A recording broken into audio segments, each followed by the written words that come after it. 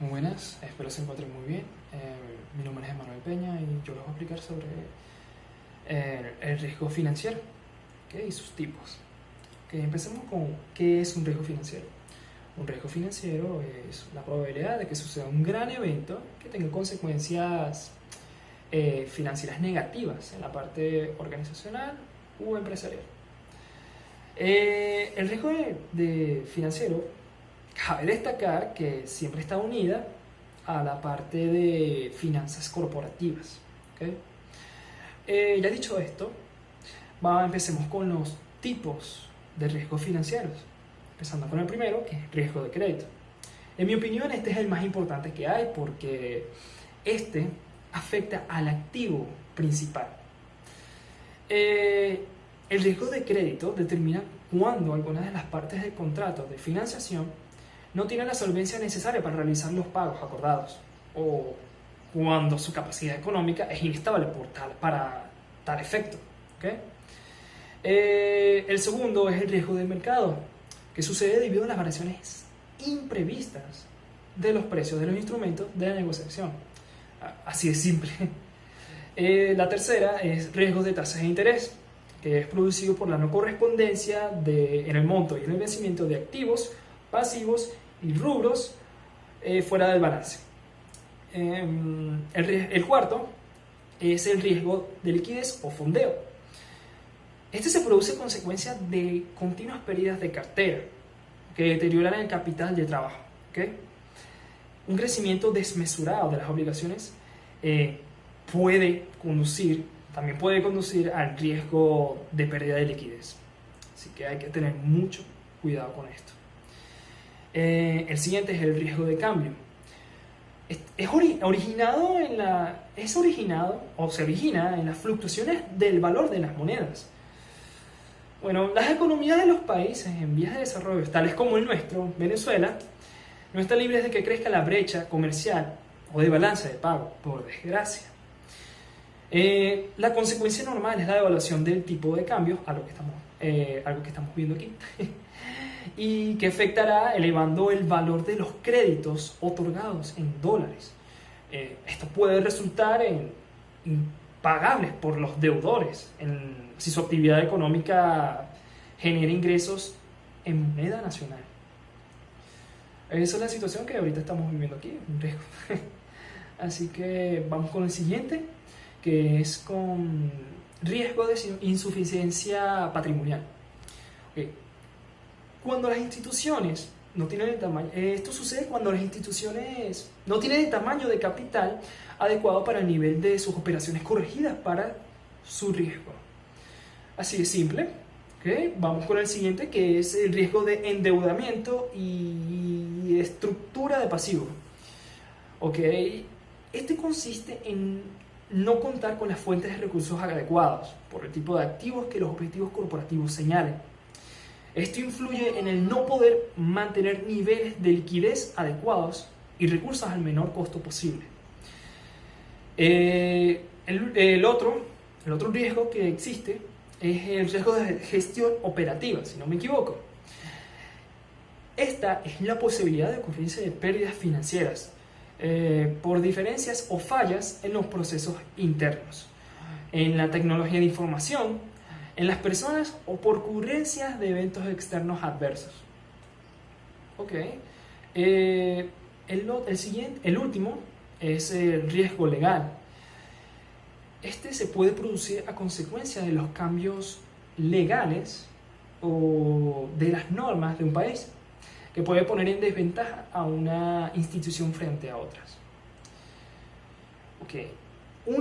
Para concluir, hay una interrogativa que normalmente se da cuando se habla de este tema.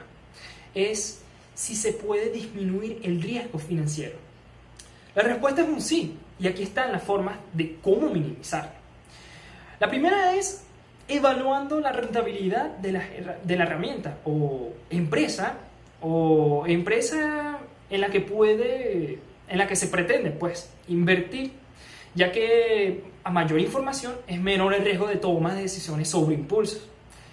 La segunda forma es también diversificando el riesgo a través de un portafolio de inversiones que logre equilibrar las operaciones de alta peligrosidad con las de alta seguridad.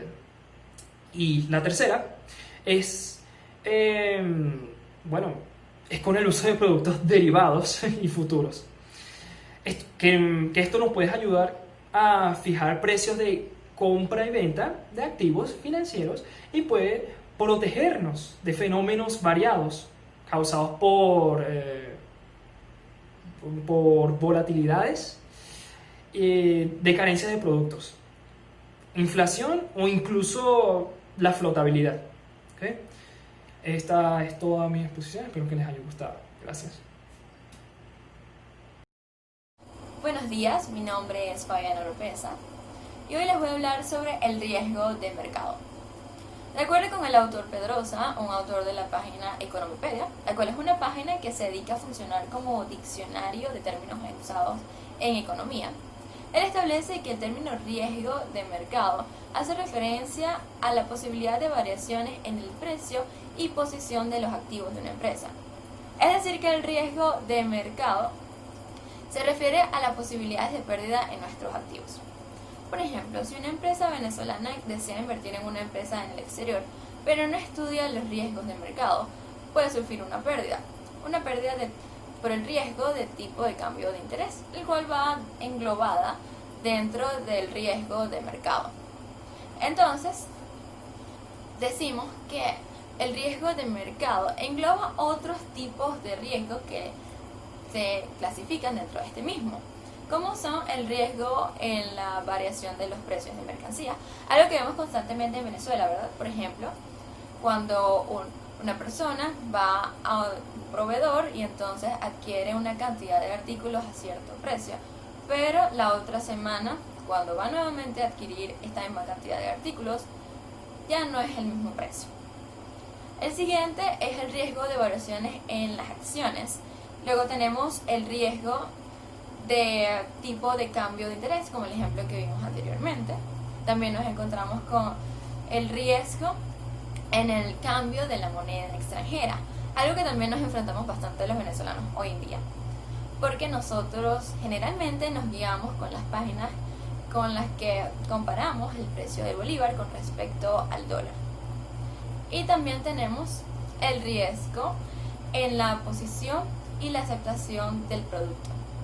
Por ejemplo, una empresa que está comenzando y no tiene la aceptación y el posicionamiento de su marca, tiene que establecer ciertas estrategias para poder ganarse dicha posición y aceptación, ya que de no hacerlo, posiblemente los clientes prefieren comprar a otra marca que ya lleva más tiempo en el mercado, que ya la conoce, y entonces ¿para qué gastar dinero en una marca nueva con la que no saben si tiene calidad?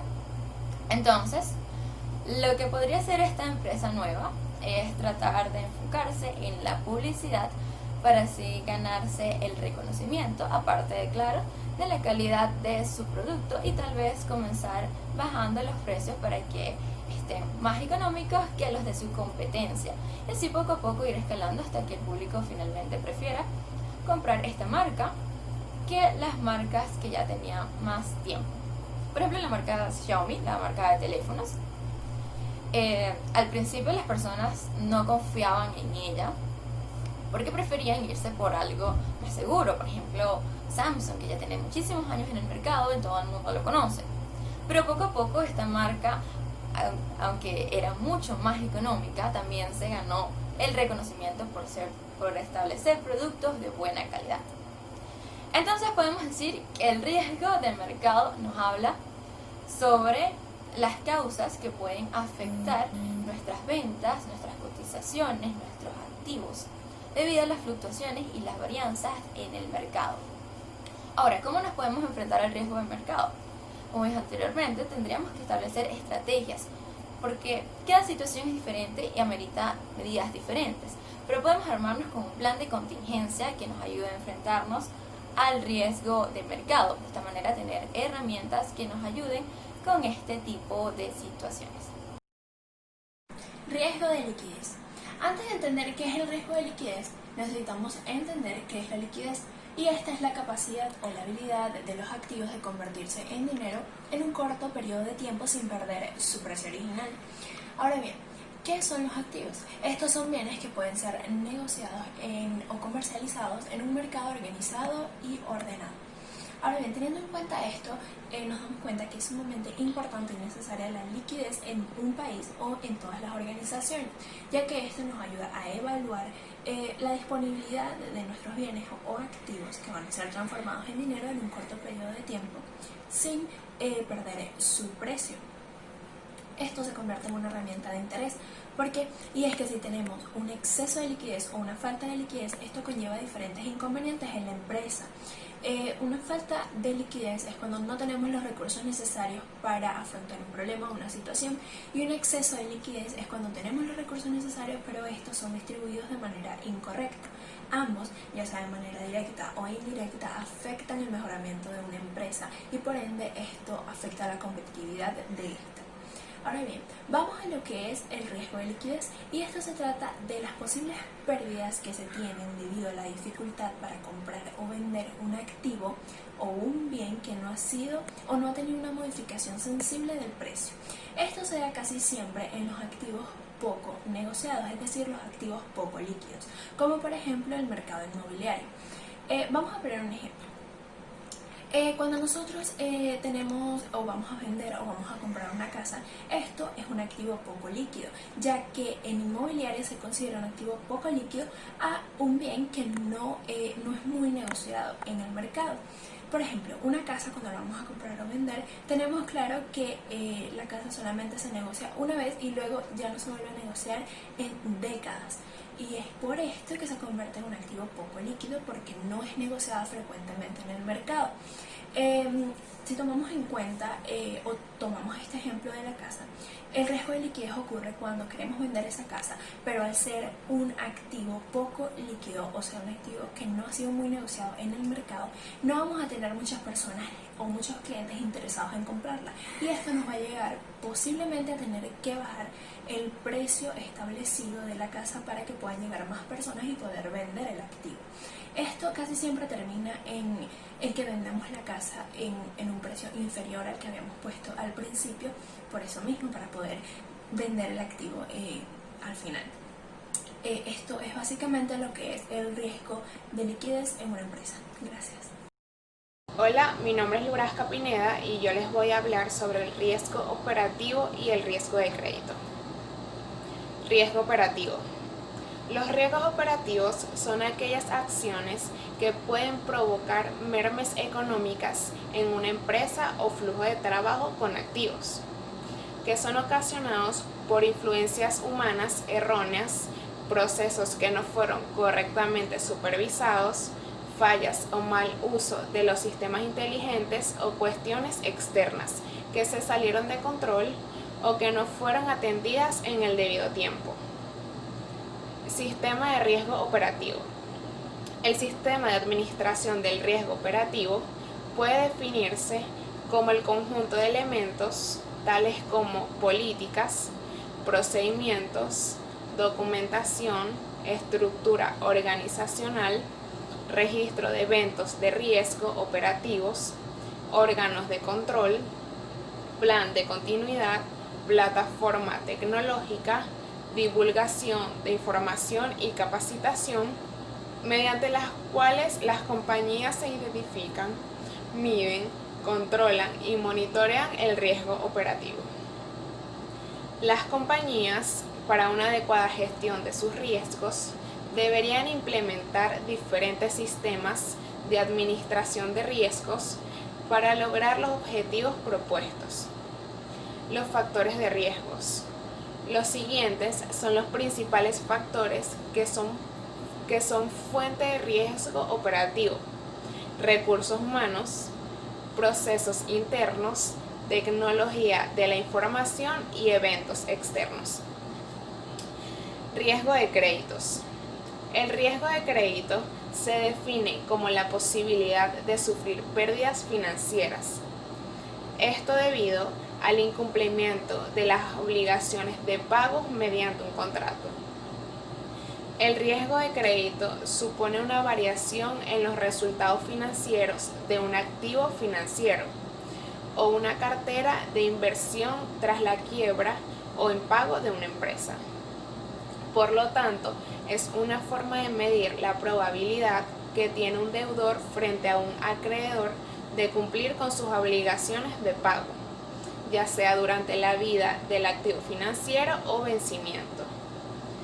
El incumplimiento de este contrato suele ser causado por la disminución de la solvencia de los agentes prestatarios, pero también por problemas de liquidez, pérdidas, quiebra, disminución de ingresos, etc. Sin embargo, también podría deberse a una simple falta de voluntad de pago, aunque este tipo de riesgo se suele relacionar con bancos y de entidades financieras. También se da en otro tipo de instituciones, como por ejemplo en empresas, mercados y otros organismos institucionales. Gracias. Mi nombre es Oriana Felice y yo voy a hablar sobre el riesgo país. El riesgo país es el riesgo que asume el inversionista al momento de adquirir un bien o un activo en otro país.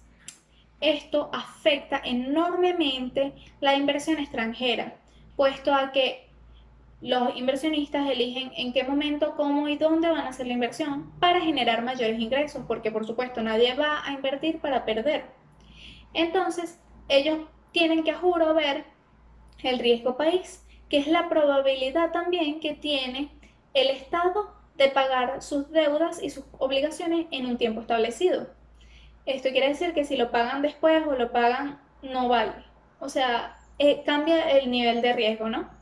Cuando nosotros hablamos de un riesgo de país alto, hablamos de que hay posibilidades de que esa inversión no se recupere o no se cobre en el tiempo establecido, sino se cobre después, o simplemente no se cobre y se pierde ese dinero, cosa que es extremadamente grave. Mientras que si hablamos de un riesgo de país bajo, nos referimos a que hay un mayor gasto público y como lo vimos en comercio internacional podemos saber que eso es bueno porque eso tiene beneficios económicos y beneficios sociales. Cuando nosotros vemos que un país tiene un riesgo país alto, también tenemos que saber que existe algo llamado eh, primas de riesgo. Estas primas de riesgo lo que hacen es que es una especie de recompensa que el Estado da a los inversionistas o a los inversores por invertir en este país. Entonces, es como ellos le dan, obviamente es económico, ellos le dan una cantidad de dinero para que ellos sigan invirtiendo y sigan creyendo en ese país. Entonces, tenemos que saber que si la prima es alta es porque el riesgo es alto, o sea, es directamente proporcional. Y como ya sabemos esto, es también necesario que conozcamos cuáles son los factores que influyen. Sabemos que hay un factor económico muy importante y un factor político muy importante, porque esto tenemos que saber cuál es el nivel de inflación del país en el que queremos invertir, cuál es el nivel de ingresos y deudas, el PIB, tenemos que saber cómo funciona financieramente el país, cuáles son sus políticas económicas. También tenemos que saber de la parte política si es un país estable, si es un país que tiene democracia, cómo se respetan las instituciones públicas, si son creíbles, si son seguras. Y para esto nosotros podemos buscarlo. Existen varias formas de calcularlo, pero o sea, es bastante complejo porque es multifactorial y de hecho hay centros dedicados nada más a calcular esto. Está el Emerging Marketing Bond Index, que es uno de los más confiables porque fue creado por JP Morgan Chase, que fueron los que crearon este concepto, ¿no? Y ellos publican diariamente, mensualmente y semanalmente el nivel en el que se encuentran todos los países. De hecho, aquí yo busqué Venezuela y podemos ver que se encuentra fácilmente en internet. O sea, al momento de que tú eres un inversionista y quieres saber el riesgo del país, simplemente te metes aquí en una página, no sé si se puede enfocar bien, aquí. y te sale el riesgo del país. También puedes buscarlo semanalmente, mensualmente y anualmente. Entonces aquí yo tenía Venezuela, porque es el ejemplo que voy a utilizar para explicar un ejemplo. Y podemos aquí ver una gráfica y todo. Entonces esto está al alcance de todos. Como es un tema complejo, la mejor forma para mí de explicarlo es con un ejemplo. Entonces a mí se me ocurrió que podríamos comparar Estados Unidos y Venezuela. ¿Por qué Estados Unidos? Bueno, porque JP Morgan Chase, ellos se enfocaron en utilizar a Estados Unidos como el modelo. Entonces, para explicar todo esto, ellos utilizaron el sistema de Estados Unidos. Y ahí tenemos que Estados Unidos más o menos es un país con democracia, un país económicamente estable, no tienen bloqueos, no tienen ningún, o sea, mayor problema económico. Actualmente sí, pero revisé en esta misma página el riesgo país y no había variado mucho. Y quería explicar Venezuela, porque Venezuela, todos los que vimos aquí podemos saber que no tenemos, las instituciones políticas no son muy creíbles, tenemos una inestabilidad no solo política sino económica, tenemos una hiperinflación, además de que tenemos bloqueos internacionales. Entonces nada más puede ingresar al país alimentos, medicinas y cosas muy puntuales. Entonces, nuestro riesgo país es bastante elevado. No sé si pueden, aquí se puede ver que esta es la gráfica del 2020. O sea, ha ido increciendo. Esto nos dice que tenemos un riesgo de país muy alto y que como inversionista es muy difícil que alguien diga, oh, vamos a invertir en Venezuela, porque te está hablando de que no es estable y de que uno puede perder su inversión. Entonces, si alguien quiere invertir en Venezuela, el gobierno tiene que ofrecerle una prima proporcionalmente al nivel de riesgo. Buenos días, mi nombre es Jennifer López y yo le voy a hablar hoy de lo que es el riesgo sistémico. El riesgo sistémico es el riesgo de contagio que se produce en una crisis financiera debido a que ésta está concentrada en un solo sitio y esto muy bien puede afectar a otros sectores comprendidos en esto. El sector bancario es uno de los más vulnerables al riesgo sistémico, ya que este tiene una incidencia o tiene un impacto negativo en lo que es la evolución de la economía. El riesgo sistémico afecta en sí a todo un mercado, a un sector de mercado, mientras que el riesgo no sistémico afecta solo a una empresa exclusiva. Al ser un campo tan amplio como lo que es un mercado completo o un sector del mercado, el riesgo sistémico es difícil de prever y es difícil de obtener información precisa, por así decirlo, de lo que puede afectar. Entonces, por lo tanto, no es fácil preverlo o evaluarlo. El riesgo sistémico, a diferencia de otros riesgos, depende de intermediaciones que ya sean que existan o no, que sean relevadas o no, que sean conocidas o no, de un submercado, y es decir, de un megasistema. Muchas gracias.